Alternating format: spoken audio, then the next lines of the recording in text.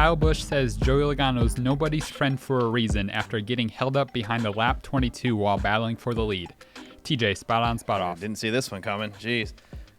Spot off, man. Or I don't really care what Kyle says. I mean, I don't personally. At this point in the playoffs, you're racing for every single point you can. And, you know, there was an opportunity that if the caution came out, you move up, you get out of the way. I mean, you can't really get out of the way at Bristol. You see that all night long. So we move up, leave him the bottom, and he chose to follow us for a corner too long, I guess. And, you know, look, if the caution comes out, we can gain 3-4 more points. If we get lapped and the caution comes out, we can lose 4 more points, 4 or 5 more points, maybe more than that. Let me ask you this. Did 3 or 4 points make a difference on Saturday to you? How many of those points? They matter. How many points would you have carried over into the next round, TJ? Why would it have mattered? Say if you carry 4 over, you can't carry them over. You're not carrying those points over. I mean, you're trying to get everything you can. So why'd you block him? We didn't block him. Why'd you move up? We were already running up too. So I heard from Hirschman. I walk out and they both stand next to me. So Tony Hirschman spots for Kyle, TJ spots for Joey, obviously, and so they're right next to me, and I'm packing my stuff up, and I hear, and Tony likes to tell everybody what they do wrong. Tony is perfect. I don't know if he knows this, but everybody else knows it. And TJ's never wrong either. So it was a great conversation to dip into there for a minute. But yeah, his biggest thing I think was that you ran the bottom for a bunch of laps and then moved up when they got there.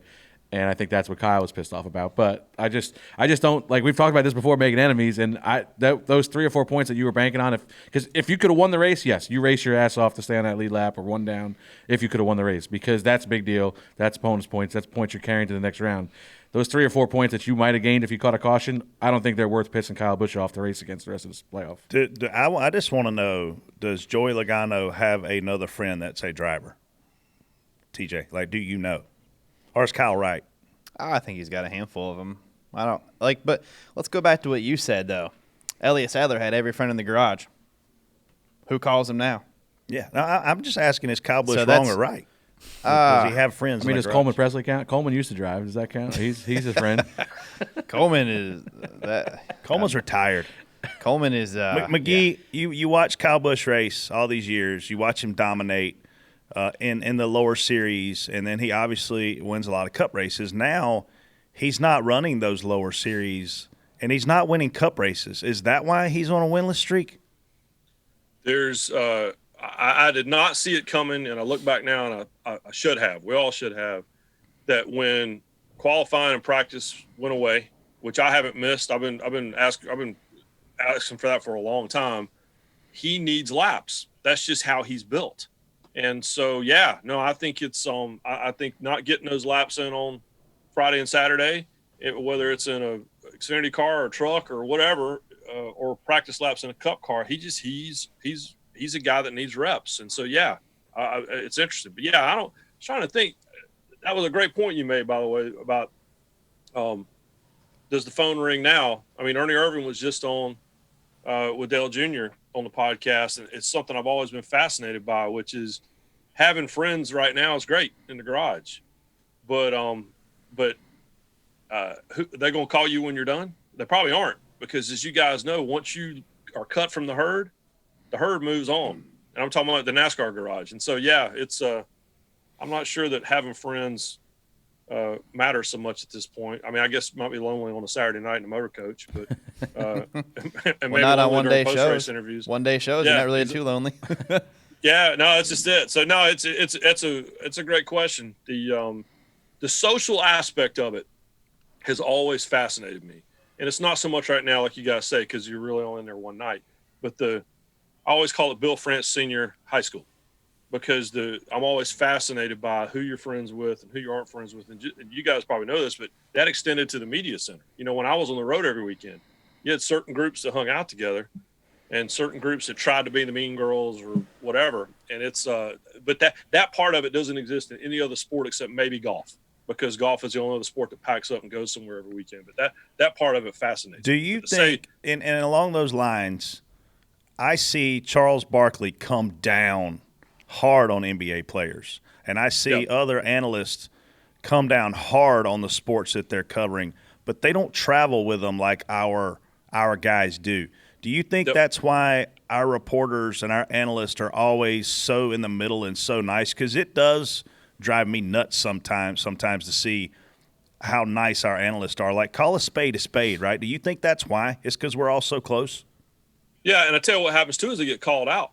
And we mentioned Benny Parsons. You know, when I was producing Benny, I used to get on him about that. He would come in to do RPM Tonight on a Monday, and he'd sit in the newsroom and just rail on, you know, Pocono races are too long. But you couldn't ever get him to say it on television because he was dear friends with the Mattioli family, and he had won at Pocono, and he'd been going there since it had opened in the 60s. So I get that. Yeah, you could be too close, but I've also been in the car with Darrell Waltrip and with Benny Parsons and with these guys. And part of it, too, is, you know, they get calls on Monday from the people that are their friends complaining. And, you know, you guys know, you go to dinner on a Friday night and everybody's complaining about, I can't believe so-and-so said that to me. And everybody's so intertwined. It was, well, so-and-so said this because he drove this car or he has investments in this or whatever else. And so it's so unique to NASCAR versus any other sport. Yeah, for sure. It is a traveling quick thing. You know, you get done at the track on a Friday after practice, you go to dinner with the same people most of the time. And, you know, even us, like in your early days, I don't know if we've had roommates and stuff. Me and Travis Mack, you know, crew chief here, now room with each other for 2-3 years. He see you in your underwear? Probably. No. I don't ever want to see you in your underwear. Trust me. That's TMI. I'll say this, and I'm. Do you wear underwear? My dad. Yeah. Hey, as far as y'all know, I'm wearing pants now. But I haven't worn pants on television since March. But my dad, all the years my dad was on the road as a college football referee, as an official, he was a university president. Like, he was an accomplished, and you had all these guys on his crew who were accomplished businessmen and, you know, Pulitzer Prize nominees and FBI agents and software CEOs and all that. And they all roomed together on the road. And so, yeah, it's and the same thing happened. You had the guys that you hung out with and the guys that you didn't. And, you know, but NASCAR has always the psychology part of it, the sociology part of it has always fascinated me. If you like that video, please go to offerpad.com and submit your home. I am not allowed to leave this studio until you do so, and I am getting hungry. Please go right now. OfferPad, move freely.